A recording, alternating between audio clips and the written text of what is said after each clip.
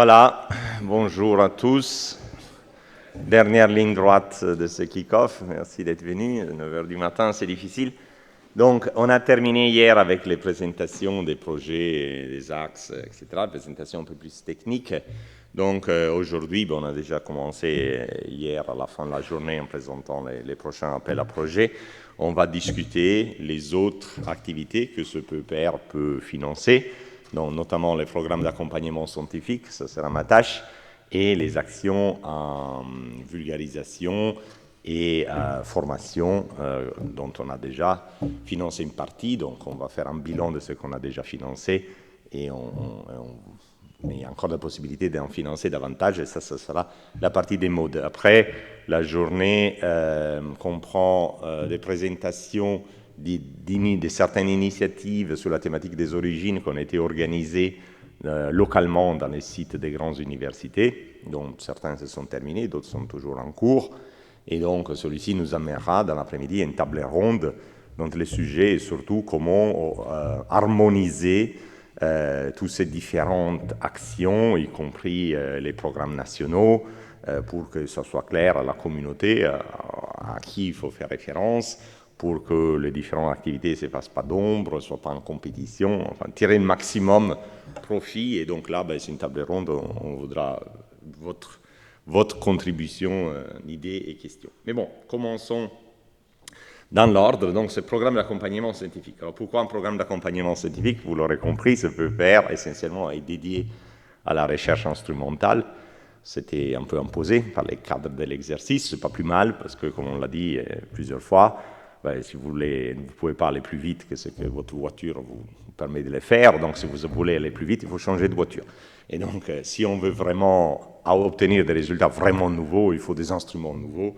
Et c'est là qu'on va développer. Et c'est une chance d'avoir cet argent, ce temps pour pouvoir le faire. Donc, ça, c'est très bien. D'autre côté, c'est seulement une fraction de la communauté qui est engagée dans la recherche instrumentale. Alors, on s'est dit comment on peut essayer d'aider la communauté tout entière. En plus, il faut que la communauté reste active, très active, pour pouvoir tirer bénéfice de ces instruments que le PEPR va développer.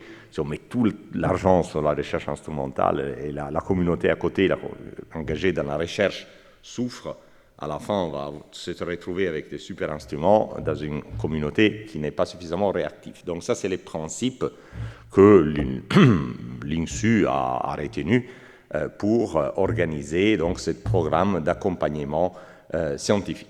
Donc, les programmes d'accompagnement scientifique est un programme ouvert à la communauté nationale, veut soutenir la recherche scientifique. Donc, on ne soutiendra pas la recherche instrumentale, on la soutient déjà suffisamment par les biais des axes et des projets, dans les domaines des origines. Donc, pour des raisons techniques, cet appel d'offres est géré par l'INSU, mais ce n'est pas que l'INSU. Donc, ne vous trompez pas. Donc, tout ce qui concerne les domaines des origines, donc les côtés astro, les côtés géo, mais les côtés biologiques, chimiques, etc., et se retrouve là-dedans. Et il est tout à fait souhaitable qu'il y ait des demandes aussi dans des secteurs qui ne sont pas typiquement de l'INSU. Au contraire, on parlera plus tard de qui finance ce programme. Pour le moment, les autres instituts du CNRS ne financent pas trop, pas du tout, parce qu'il reste à regarder à la fenêtre. Mais si on a une certaine pression qui vient de groupes d'autres instituts du CNRS, ils suivront plus tard. Donc, en fait, on va gagner. Il y a d'autres communautés qui vont poser des propositions. Voilà. Donc, ce programme a été ouvert cet été, au même moment que les appels à projets des programmes nationaux de l'INSU, avec une seule différence, que l'appel à projets des programmes nationaux est clos, le 15 septembre, et les CNRS nous a fait la concession d'avoir une deadline décalée au 15 octobre, parce que, on ne peut pas fermer l'appel à projet avant le kick-off. Il faut que la communauté comprenne ce qu'on s'attend dans ces programmes d'accompagnement scientifique et un mois de temps de réagir pour écrire des projets. Donc, les CNRS, qui est vraiment très souple dans la gestion de tout ce qui concerne le PEPR et à côté, donc a accepté une deadline décalée. Ce n'était pas anodin, parce que normalement, quand vous faites une demande d'un programme national, votre demande doit être mise par votre DU dans les fiches dialogue. Alors, les fiches dialogue se ferment au début septembre. Donc là, vous devez décider maintenant si participer ou pas. Donc, le CNRS a aussi accepté une dérogation.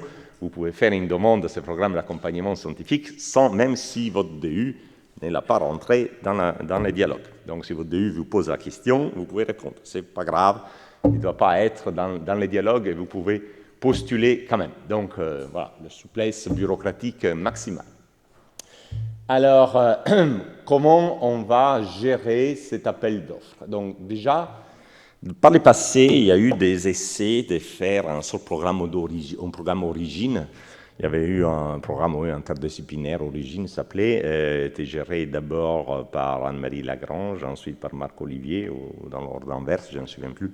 Après, c'est fini. Dernièrement, dans les derniers 2 ans, il y a eu aussi un appel origine. C'est un peu un appel pour montrer, tâtonner un peu l'intérêt de la communauté et montrer vraiment l'intérêt de l'INSU pour cette thématique. Ça avait été conçu par Guy Perrin. C'était une manière un peu de faire du lobbying, à faveur préparer le terrain pour les PEPR. Disons les choses comme elles sont. Donc, c'était très bien. Mais c'est un constat est que les différentes branches des financements n'étaient pas trop au courant de ce qu'ils faisaient l'une l'autre. En particulier, par exemple, au niveau des programmes nationaux, à l'époque où j'étais directeur du PNP, on n'avait aucune idée de quelle demande aller dans ce programme interdisciplinaire origine, qu'est-ce qu'ils faisaient, qui était financé, etc. Donc ça crée une confusion et ce qui n'est pas sain. Donc une manière pour résoudre cette confusion est que dans les conseils scientifiques qui sélectionnera les projets proposés, il y aura les représentants, typiquement les directeurs ou le président ou les deux, des programmes nationaux principaux. Ainsi, ils auront la vision très claire de ce qui va dans leur programme et ce qui va dans ces programmes d'accompagnement scientifique du PEPR. Ça, je pense, c'est très important. D'autre côté, on est face à un exercice difficile parce que le PEPR est très vaste, donc il y aura des demandes, j'imagine, qui viennent de communautés très, très différentes. On espère qu'il y ait aussi des demandes interdisciplinaires. Et gérer un domaine très vaste et un domaine interdisciplinaire n'est pas facile. Typiquement, vous avez un expert dans les panels qui, lui, tout seul, doit dire « oui, ça c'est bon, ça c'est pas bon ». Donc, comment gérer tout ça? Alors, en fait, on avait fait, l'INSU, dans le cadre de sa prospective, avait organisé un certain nombre d'ateliers, dont un à Nice. Et dans cet atelier à Nice, on s'était un peu penché sur la question de comment gérer l'interdisciplinarité. Donc ici, on va essayer de mettre en œuvre nos recommandations. Donc, on va faire une évaluation en 2 étapes. Donc, quand on reçoit les demandes, on verra quel est le spectre disciplinaire de ces demandes. Et donc, on va former un CS où il y aura un expert de chaque discipline. Donc, comme j'ai dit, il y aura certainement les directeurs des programmes nationaux principaux, PNP, PCMI, PNPS. Il y aura aussi un représentant, son directeur de la Société française d'exobiologie, il y aura un représentant d'ICNES, mais s'il y a des demandes de biologie, il y aura quelqu'un de l'INSP, des demandes de chimie, il y aura quelqu'un de l'INC. S'il y a des demandes en terre solide, on va demander à la responsable du comité technique terre solide d'être là. On aura un expert par thématique. Alors, ces experts reçoivent les demandes, et vu que ces experts sont tous responsables de comités techniques thématiques différents, ils vont renvoyer ces demandes dans leur propre CS pour une évaluation externe, mais technique et compétente. Et s'il y a des demandes interdisciplinaires, je ne sais pas, une demande qui est à la fois émarge à la planétologie et à la biologie, cette demande sera expertisée pour les côtés planétologie dans les conseils scientifiques du PNP et pour les côtés biologiques dans les comités thématiques de l'INSB. Voilà. Donc après, ces comités techniques, scientifiques remonteront leur rapport et il y aura donc une réunion finale des membres du comité scientifique, donc un par discipline, qui vont récolter les avis techniques de leurs respectifs comités et on va intégrer tout ça pour prendre une décision. Ce qui veut dire que ce comité scientifique va se réunir en dernier dans les grands processus de sélection des projets du CNRS, donc peu avant Noël. On n'a pas encore décidé la date, mais on veut se réunir en dernier. Et sur la base donc de ces évaluations thématiques compétentes, on va décider ce qu'on peut financer. Donc ça, c'est le mode qu'on va essayer pour traiter cet grand spectre des domaines et les demandes interdisciplinaires, s'il y en aura. Ensuite, il y a une question très importante, d'ailleurs, ça sera un peu aussi l'objet de notre table ronde. Donc, comment faire de cet appel d'accompagnement scientifique un guichet différent de ceux de PN. Ça, c'est très important. Il faut que ce soit clair ce qui doit aller vers les programmes nationaux, ce qui doit aller vers nous. Il ne doit pas y avoir compétition entre les différents guichets. C'est très, très important. Si les PEPR, parce que le PEPR, il faut faire attention, le PEPR arrive avec beaucoup d'argent. Si cet argent va affaiblir l'existant, on ne va pas structurer la communauté, on va déstructurer la communauté, parce que les programmes nationaux vont baisser en dotation et en visibilité. Mais nous, dans 7 ans, on ne sera plus là. Peut-être on sera rénové, mais il va savoir que ce sera la politique nationale en 2030. Donc, et les programmes nationaux, eux, sont pratiquement pérennes. Donc il faut tout faire pour ne pas affaiblir les programmes nationaux et les autres structures existantes pérennes, disons, issues du CNRS. Si on les affaiblit, on a vraiment raté notre mission. Donc il faut vraiment distinguer les choses. Et donc on a un peu réfléchi, notamment avec Thierry Fouché, lors d'une promenade dans les bois des Ouches. Et on a pensé donc d'essayer de structurer l'appel à projet pour faire ce que le programme national ne peut pas faire. Donc déjà, financer moins de demandes, mais avec plus d'argent. Donc on vise de financer des demandes à l'auteur de 30, peut-être jusqu'à 50 000 € par an. C'est quelque chose qui est difficile à avoir dans un programme national, c'est plutôt 10, voire moins. Donc les programmes nationaux ont vocation à financer en plus en large la communauté avec des sommes moindres, ça a plus grande partie des besoins. Ici, on peut déjà financer des projets plus d'envergure, un peu intermédiaire entre la taille qui est financée typiquement dans les programmes nationaux et c'est qu'après on demande à l'ANR. Donc c'est un incubateur des projets qui ont velléité d'évoluer. On peut engager une partie financer certaines demandes de façon pluriannuelle. Alors, ça, pas tout l'argent que nous disposons pourra être engagé en pluriannuel, mais une partie, oui, surtout celle qui vient du PEPR. Et ça peut être important, disons, normalement dans les programmes nationaux. Les programmes nationaux ne peuvent pas faire un financement pluriannuel, il faut poser une demande chaque année. Bon, c'est normalement la continuation d'un projet, ce n'est pas particulièrement compliqué, mais pour certains cas, il faut avoir vraiment un engagement pluriannuel pour par exemple, motiver des partenaires à financer d'autres parties. Je pense par exemple au cofinancement d'une thèse. Et donc, une partie de ces projets pourra être financée avec un engagement pluriannuel. Et c'est particulièrement important, justement, pour CDD et thèses. Une partie de l'argent que nous avons pourra aller payer des salaires. Ce n'est pas le cas, par exemple, des programmes nationaux. Les programmes nationaux ne peuvent pas payer des CDD, ne peuvent pas payer des gratifications des stages, ne peuvent pas payer des thèses. Nous, on pourra. Et alors, on a décidé, vu que les montants, voilà, de ne pas financer une thèse entière, un postdoc entier, un CDD entier. C'est aussi une manière, j'espère, autrement, c'est trop facile, on recevrait des centaines de demandes, ce serait vraiment très difficile de partager.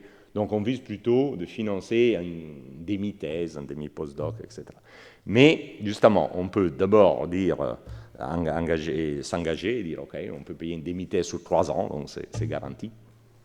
Et on peut, grâce au fait que le budget est pluriannuel, on peut faire, par exemple, nous on s'est réunis en décembre, il y a une demande qui demande une demi-thèse qui commencera à l'automne, nous on peut dire, ok, c'est un très bon projet, on s'engage, on paye une demi-thèse. Donc là, il y a une promesse écrite, une demi-thèse pour 3 ans. Donc la personne qui a fait la proposition, du coup, a une promesse sûre de cette demi-thèse, ce qui devrait faciliter la tâche de trouver l'autre demi-thèse. Si jamais l'autre demi-thèse n'est pas trouvée, bien évidemment, la personne perd l'argent qu'on lui donne, mais nous, on ne perd pas l'argent. Il est remis dans le budget du PEPR et sera réutilisé l'année suivante pour financer d'autres demandes. Et ça, c'est une facilité que les programmes nationaux ne peuvent pas avoir. Et si par contre, la personne trouve, grâce à notre promesse d'une demi-thèse, un autre cofinancement d'une demi-thèse, voilà, elle ne les financement pas sur les 3 ans. Donc, voilà, tout est fait pour essayer de donner une souplesse bureaucratique et vraiment aider la communauté, mais on est tout à fait preneur de vos suggestions pour faire encore mieux, pour faire encore davantage. et notamment, ce sera le cas de la discussion, bon, après mon intervention ici, mais aussi cet après-midi, de la table ronde de la discussion finale. Donc, vous voyez quelque chose de vraiment très différent de ce qui se fait actuellement dans les structures existantes des l'INSU. Alors, qu'est-ce qu'on veut financer? Donc, il y a des priorités, mais ces priorités ne sont pas exclusives, donc ne vous brimez pas si vous ne rentrez pas là-dedans. Alors, déjà, une priorité, évidemment, ce sera les demandes scientifiques, pas instrumentales, qui visent la préparation à l'exploitation des instruments développés dans le cadre du PEPR.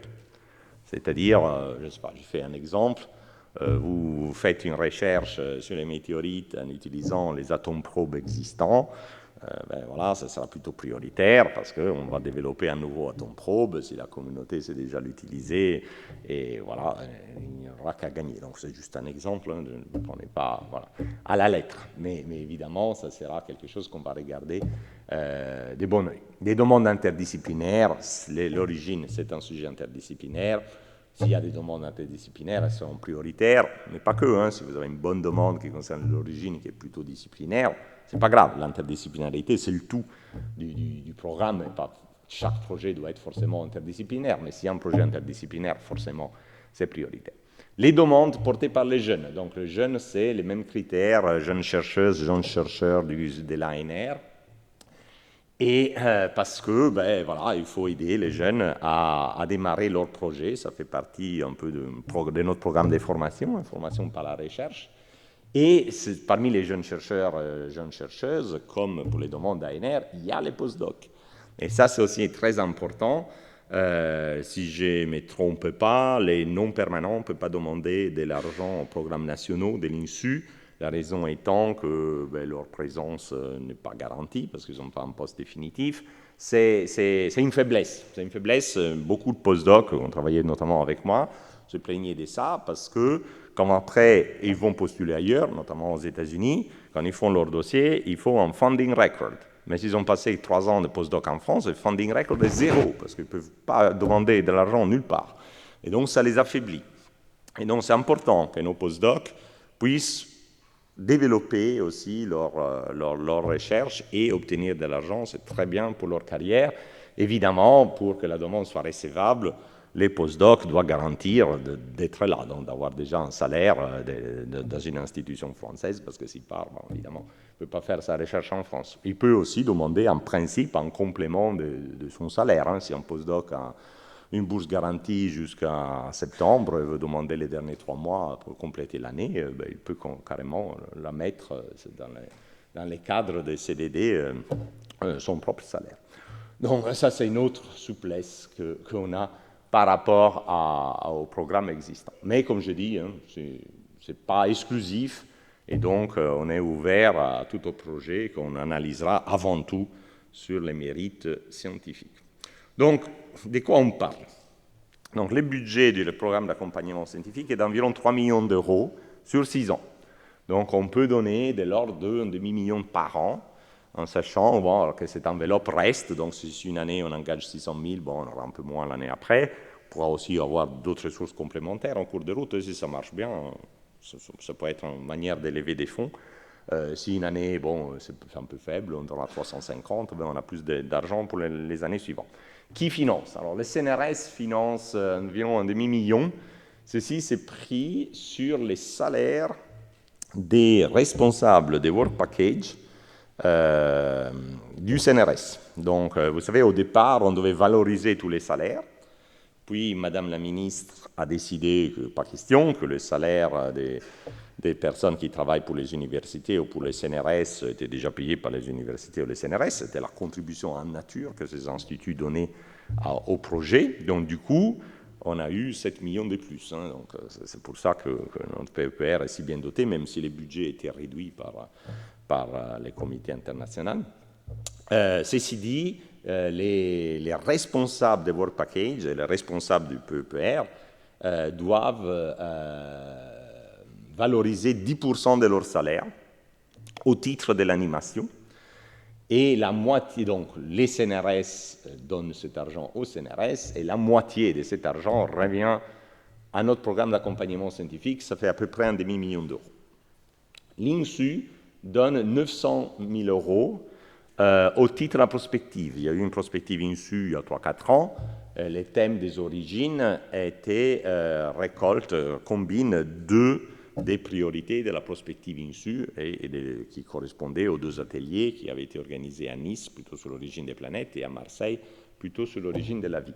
Et donc, fidèle à l'exercice des prospectives, l'INSU met à peu près 150 000 € par an. Donc, sur 6 ans, ça fait 900 000 €. Le PEPR origine peut mettre 1,5 million. En fait, c'est un peu plus, parce qu'on va récupérer mon salaire entièrement, que je quitte les CNRS, donc ça va passer à 1,7 million, je crois. Et ça, c'était une grande victoire.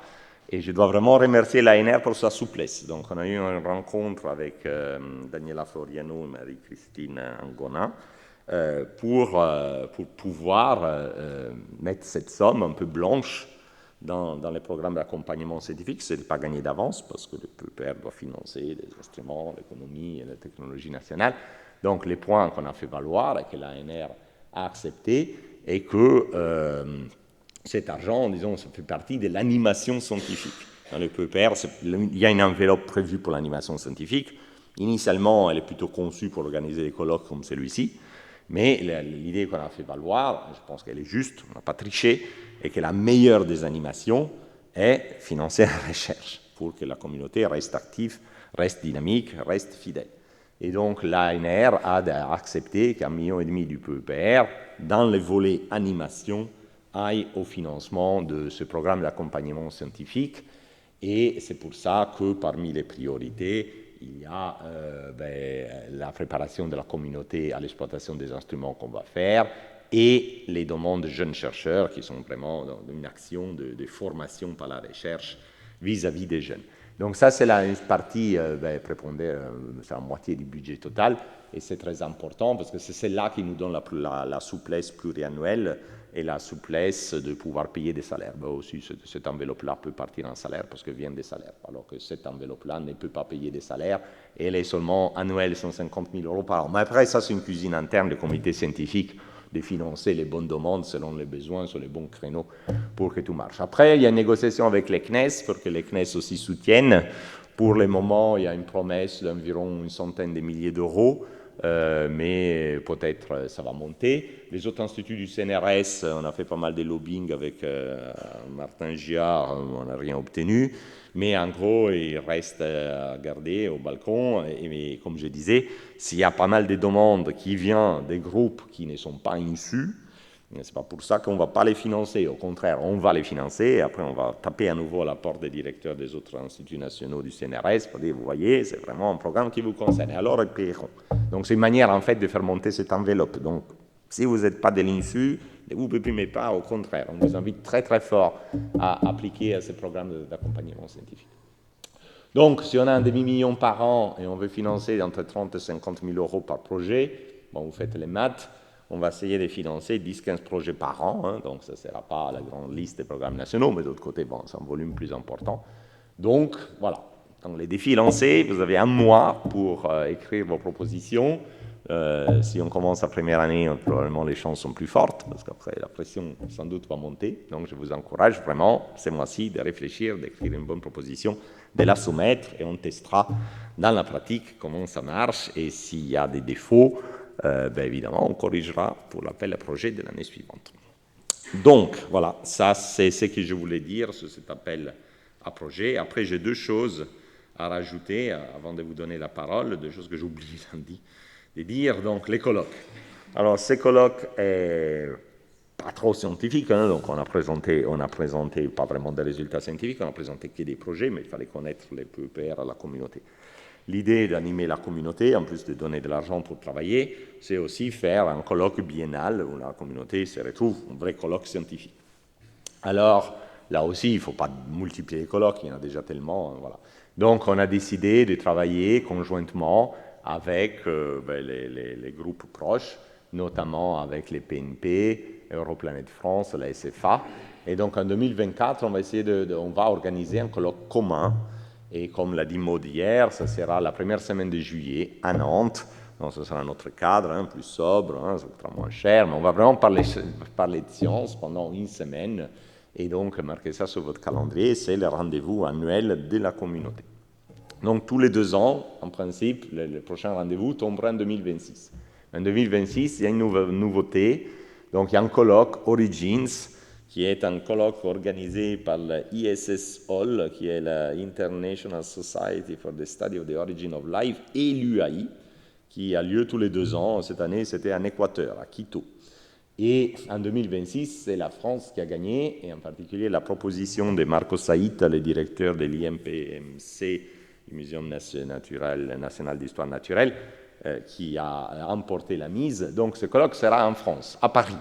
Sera organisé soit dans les locaux du muséum, soit dans les locaux de l'Institut Pierre et Marie Curie, de l'Université Sorbonne Université.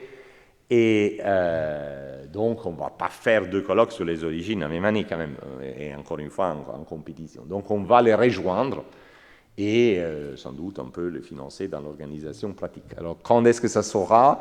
On ne sait pas exactement, ça devrait être du 6 au 10 juillet, mais ce n'est pas encore sûr. Bon, il y a encore 3 ans, il y a le temps de raffiner. Alors, cette conférence ISOL, typiquement, comme l'a dit, les mots est vraiment plutôt exobio. Mais bon, je suis sûr qu'il y a moyen d'adapter ça pour que aussi des conférences, des résultats sur l'atmosphère des planètes extrasolaires, sur l'habitabilité de la Terre ancienne, sur la formation des planètes habitables puissent être recevables. Donc je suis assez confiant que toute la communauté qui se retrouve à peu près autour de ce PEPR puisse trouver son intérêt à aller dans cette conférence. Et après, pour après, on verra. En plus de ces colloques nationaux, j'encourage les axes, à organiser des ateliers thématiques. Et donc, sont plus petits, sont plus techniques.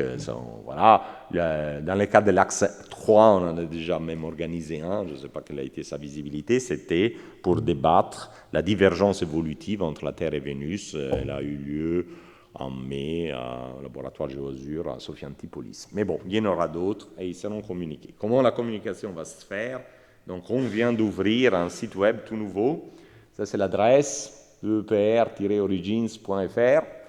Il est en ligne, il faut le consulter maintenant. Donc, il n'est pas tout à fait complet parce que tous les fiches des axes sont là, mais pas toutes les fiches des projets. Donc, les PI des projets manquants, c'est vraiment urgent de compléter votre page pour que tout le monde, les publics, mais aussi les collègues, puissent voir ce qu'on fait. Et donc, pour le moment, c'est en français. On va essayer de faire le site miroir en anglais aussi, mais ce n'est pas encore fait. Et en particulier, il y a un onglet qui est l'onglet Actualité. Cet onglet Actualité, moi, j'ai vraiment envie qu'il soit un onglet actif où les gens peuvent regarder ce qui se passe. Donc, tout le monde qui organise des ateliers, des écoles, des réunions, qui ont des postes à pourvoir, postdoc, doctorants, etc., ils doivent les remonter et ça doit apparaître dans la fiche actualité. Pareillement, les résultats scientifiques, donc quand les papiers sont publiés, il doit être communiqué à nous, donc à notre projet manager, Cyrine, qui est ici dans la salle, et pour que, disons, soit un site vivant où la communauté, qu'il soit la communauté du public ou la communauté des professionnels, puisse voir en temps direct ce qui se passe. Et les actualités les plus importantes, donc les postes à pourvoir, l'organisation des meetings, seront aussi communiquées par le biais de la newsletter. Donc si vous n'êtes pas inscrit à la liste de diffusion, inscrivez-vous, parce qu'on ne veut pas spammer, l'envoyer sur des listes différentes. Donc on a notre liste, il faut être sur la liste pour être informé. Voilà.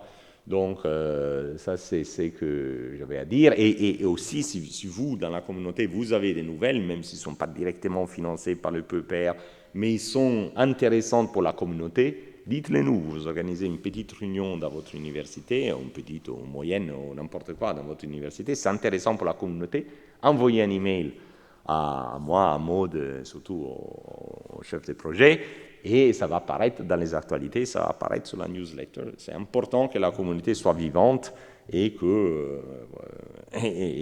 tout le monde sache quelles sont les opportunités. Et en plus, ça va être beaucoup plus facile de faire le reporting intermédiaire et le reporting final à la fin.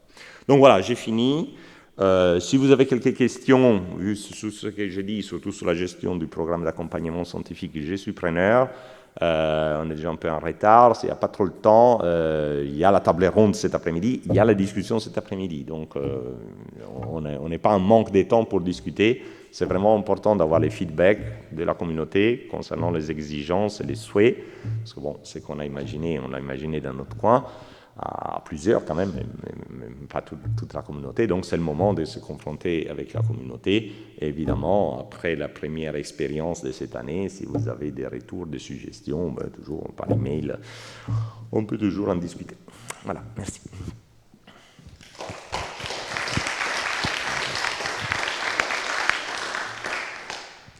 Merci Alessandro.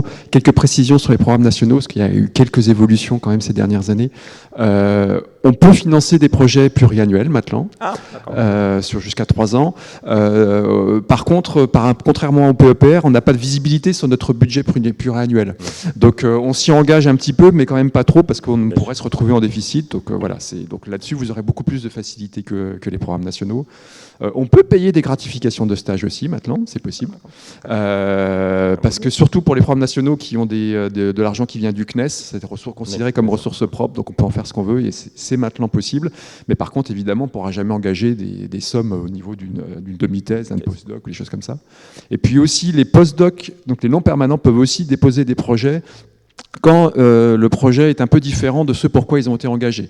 Donc là, vous pourrez avoir une politique différente de nous, évidemment. Mais voilà, donc il y a quelques évolutions quand même. N'empêche effectivement que ce qui reste la différence majeure, c'est le volume budgétaire et puis aussi que vous ayez une vision pluriannuelle du budget et faire des RH à large échelle.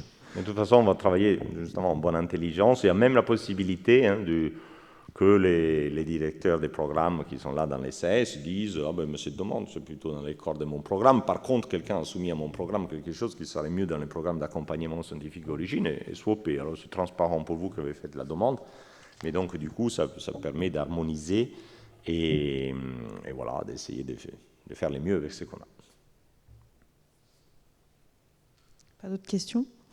On va passer à la suite. D'accord. Donc maintenant, Maud vous fait un bilan des sélections qu'on a déjà faites pour les actions de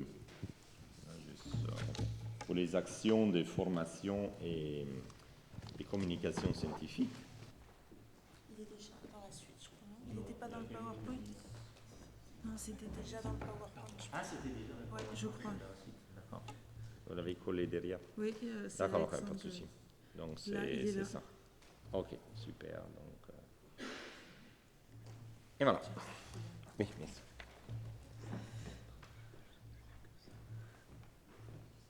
C'est bon, merci. Bonjour à tous. Donc on va rentrer dans le vif du sujet sur ce qui a été financé concernant l'appel d'offres qui a eu lieu au printemps, que vous avez dû voir passer, concernant des actions de communication et de formation. Donc, lancement au printemps, on avait spécifié que les demandes reçues du coup en avril feraient l'objet d'une première évaluation, même si du coup cet appel-là est encore en cours, c'est-à-dire qu'on évalue les demandes au fil de l'eau, donc vous pouvez toujours soumettre des propositions. Là, ce qui s'est passé en fait, c'est qu'on s'est réunis au sein du comité exécutif pour choisir parmi les dossiers qui avaient été déposés dans cette première partie de l'année. Donc les règles de dépôt avaient été inscrites du coup sur le site du CNRS, donc on s'attendait à des budgets raisonnables et bien justifiés, une enveloppe par projet autour de 10 à 100 kg €, et puis avec une flexibilité pour pouvoir aussi dialoguer avec les porteurs et réviser éventuellement le budget pour rentrer dans les clous et être financé. Donc l'évaluation par le comité exécutif a eu lieu et à l'heure actuelle, les retours ont déjà été faits aux porteurs concernant s'ils ont été retenus ou pas. Donc on avait quand même listé un certain type d'actions disons en priorité. Alors c'était pas les seules actions possibles, évidemment, faut pas se censurer sur ces appels. Donc les grandes lignes étaient là. Sur la communication, on avait un intérêt pour financer des actions autour des réseaux sociaux vers le grand public. Donc ce qui est en bleu, en fait, a été, au moins partiellement financé cette année, mais ça n'empêche pas qu'au fil de l'eau, il puisse y avoir d'autres projets qui soient financés dans ces grandes lignes-là. Ensuite, il y avait une page grand public sur un site web dédié. On a aussi un projet qui est financé sur ce sujet, et des initiatives citoyennes, et puis l'organisation d'expositions où là, pour l'instant, il n'y a pas encore de projet retenu. Donc les résultats, je vais juste vous présenter les résultats de cette évaluation, donc séparément de la valorisation. Donc là, on est vraiment sur communication. Le budget total financé par le PEPR origine est de 430 kg €, donc ça c'est sur toute la durée du PEPR. Le budget demandé était de 870 kg € et le budget attribué de 150 kg €. En fait, le nombre de projets déposés là a été assez conséquent, 15 projets différents, dont seulement 9 labos, donc il y a des labos qui ont proposé plusieurs projets, et 6 ont été retenus. Vous avez la liste des projets qui sont retenus ici, avec les enveloppes demandées et les montants attribués. Voilà, donc là vous voyez un petit peu ce qui a été financé. Donc la presse écrite, manifestations grand public, podcast, des actions sur YouTube et la partie site web. Voilà, donc ça c'est pour les actions de communication. La grosse brique aussi, action de formation. Donc on a parlé de la formation par la recherche sur l'appel précédent. Là c'est vraiment plus des actions de formation déjà identifiées. Donc une certaine liste aussi de priorités avait été proposée, notamment pour organiser des actions autour des écoles thématiques scientifiques vers les doctorants et les jeunes chercheurs. Donc ça, c'est vraiment une brique importante pour former la communauté. L'organisation aussi d'écoles techniques en collaboration avec des industriels, la constitution de vidéothèques de cours destinés aux étudiants de master et à l'intégration dans leur formation locale, et l'organisation d'écoles en ligne pour les enseignants du secondaire avec certification. Donc là, les deux actions en vert sont celles où il y a eu des propositions retenues cette année. Ce qui manque vraiment, c'est effectivement l'organisation d'écoles en lien avec les industriels. C'est pas très facile à mettre en place, mais vu les développements technologiques qui sont prévus dans le PEPR, ce serait vraiment, vraiment super important de pouvoir financer des écoles de ce type. Voilà. Du coup, là, pour le bilan, donc le budget PEPR disponible sur toute la durée du PEPR est de 840 kg €.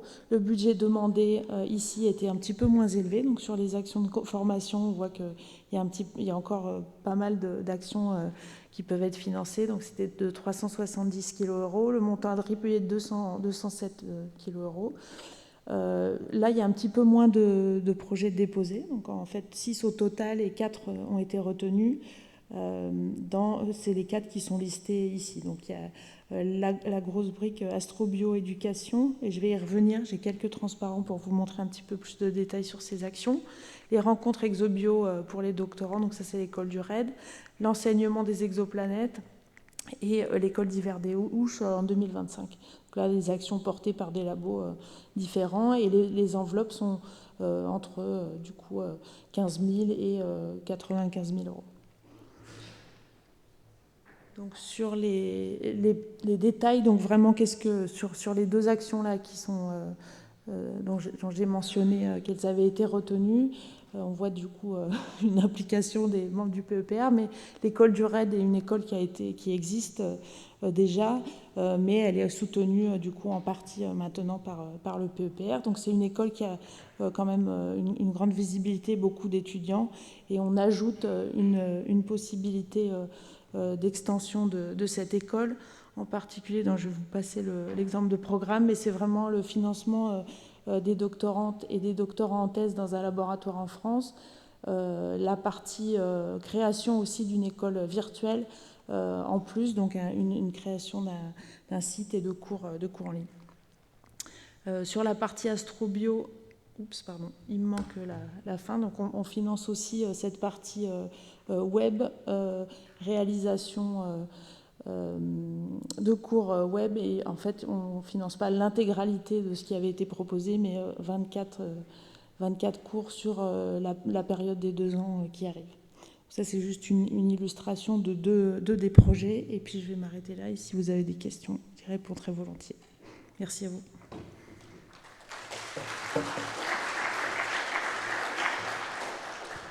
Voilà, donc si vous avez des questions sur ce qui a été financé, ce qui sont sur les prochaines opportunités, donc vous complétez, donc vous avez vu les budgets attribués, les budgets disponibles, donc on n'a pas tout consommé, hein, donc ça veut dire que c'est seulement les premiers passages, et comme Maud l'a dit, je les souligne, donc maintenant on va en mode au fil de l'eau. C'est-à-dire qu'il n'y aura pas des appels d'offres réguliers avec deadline, etc.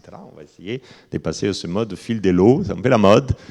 La DFG en Allemagne déjà est passée, au contraire de l'ANR, à ce mode de travail, c'est-à-dire quand les gens ont une proposition de recherche, ils la soumettent.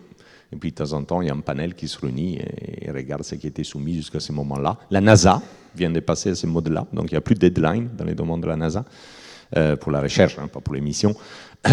Et voilà, quand on a une bonne idée, on la soumet. On va essayer de faire la même chose, hein, donc plutôt que faire des appels d'offres annuels, etc. Voilà. Donc, quand vous avez des idées, vous les soumettez, il y a encore de l'argent, donc allez-y.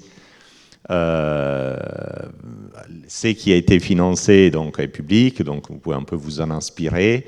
Les critères sont clairs, hein, ça doit avoir un impact national. On a eu pas mal de demandes pour des choses locales. Et les activités locales, c'est bien, mais c'est des activités locales, donc on peut faire une vocation nationale. Donc on n'a pas financé des activités locales, aucune. Voilà. On a décidé des lignes guides, surtout pour la vulgarisation. Donc par exemple pour les sites web, pour les réseaux sociaux, on a vraiment retenu un format surtout. Donc ce format balade mentale. Balade mentale est très bien fait. Vous pouvez voir déjà ce qui se fait déjà. L'idée est des scientifiques qui s'associent avec Balade Mentale pour faire des nouveaux épisodes bien instruits, bien corrects. Et évidemment, on finance la réalisation de chaque épisode. Du coup, Balade Mentale devient pratiquement un prestataire. Donc, je crois que chaque truc, chaque module de 20 minutes coûte 5 000 €, un truc comme ça. Donc, si vous avez des velléités de faire des choses web, c'est dans ce créneau-là qu'il faut les faire, parce que sinon, c'est une cacophonie. Il y a 10 000 trucs sur le web avec un logo peu pair, on ne comprend pas. Donc, le peu pair, vraiment, on doit s'identifier avec cette chaîne-là. Donc, par exemple, il y avait eu d'autres propositions pour faire des choses semblables, mais un peu différemment, un peu plus locales, etc. Donc, pour le moment, on ne sont pas financés, mais ça ne veut pas dire qu'on n'est pas intéressé à ce que ces personnes l'ont proposé. Simplement, maintenant, le format est décidé, donc réactualisez votre demande dans ce format-là, et ainsi de suite. On est à l'affût vraiment de l'organisation d'une école technique. Ça, je crains que ça sera plutôt du top-down que du bottom-up, mais si jamais il y a des bonnes propositions, voilà, ça c'est hyper prioritaire. Voilà, question. Oui.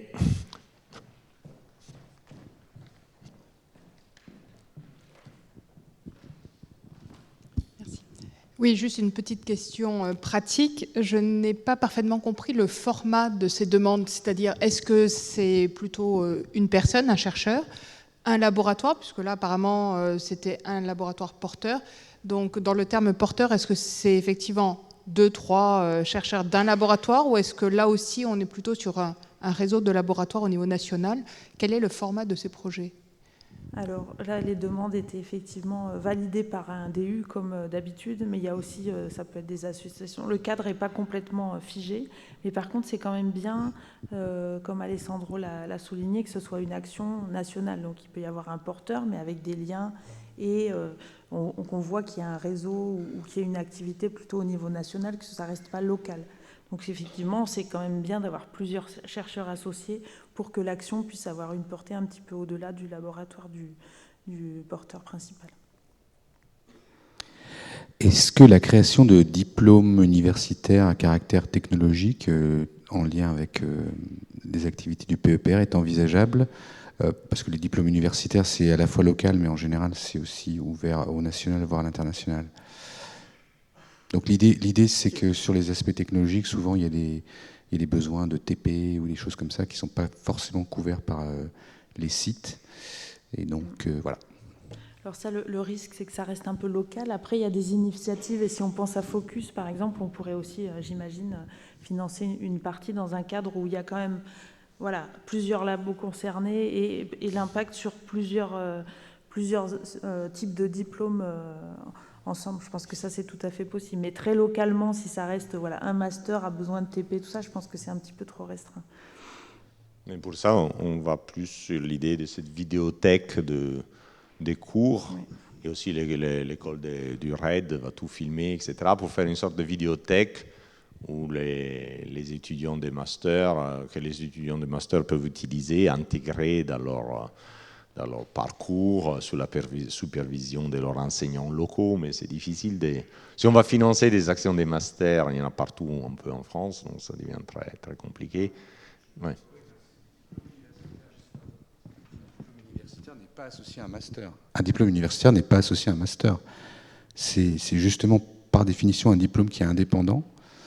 Et là, ce sur quoi je mettais le point, c'est sur les aspects technologiques. C'est-à-dire qu'il y a plein de choses qu'on peut faire à distance, mais le côté pratique, travaux pratiques, accès à du matériel un petit peu de pointe, c'est quelque chose qui en général se fait très très peu dans les masters, sauf certains masters spécialisés.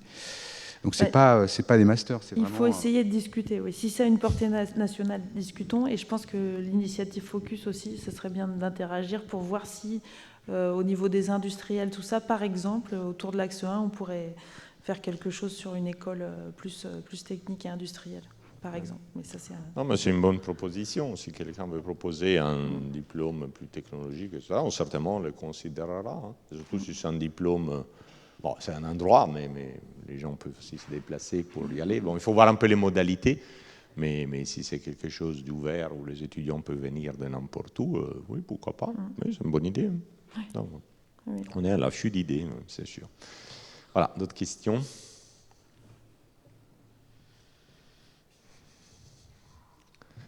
Voilà, donc j'espère que la communauté va continuer à proposer des choses. Sinon, une autre... beauté du PEPR, que ce qui n'est pas consommé dans un secteur peut être transféré dans un autre secteur. Donc, si jamais il s'avère... ces actions-là, évidemment, au fil de l'eau, c'est pendant les premières 3 années, parce que si vous demandez à l'année 6 une action de grande envergure de formation, le PEPR va s'arrêter, donc ça n'a pas trop de sens. Donc, évidemment, ça reste c'est open bar, mais seulement pour 3 ans. Donc, à la fin des 3 ans, si on n'a pas consommé tout l'argent, cet argent sera utilisé pour autre chose. Donc, notamment le programme d'accompagnement scientifique ou l'organisation des réunions. On verra un peu comment est-ce qu'on va dans la pratique au niveau budgétaire, la grande souplesse budgétaire que l'ANR nous permet. Il n'y a pas de vase communicant entre les projets, mais à l'intérieur d'un projet et donc à l'intérieur du Work Package animation, pilotage, en fait, l'argent est entièrement communicant. Donc, on peut corriger au fil du déroulé du projet pour dépenser l'argent au mieux et donc financer des actions qui manquent d'argent au détriment d'actions pour lesquelles on avait prévu trop d'argent. Ça, c'est une autre grande souplesse de ce PEPR, vraiment un très bel instrument, je dois dire, et très peu bureaucratisé par rapport à ce que j'ai connu avant, et qui donc devrait permettre de faire tout au mieux. Voilà. Donc, on est pour une fois pas en retard, donc c'est 10h pile, donc on a droit à une pause complète jusqu'à 10h30, et ensuite il y aura la série de présentations des expériences locales des grands sites universitaires.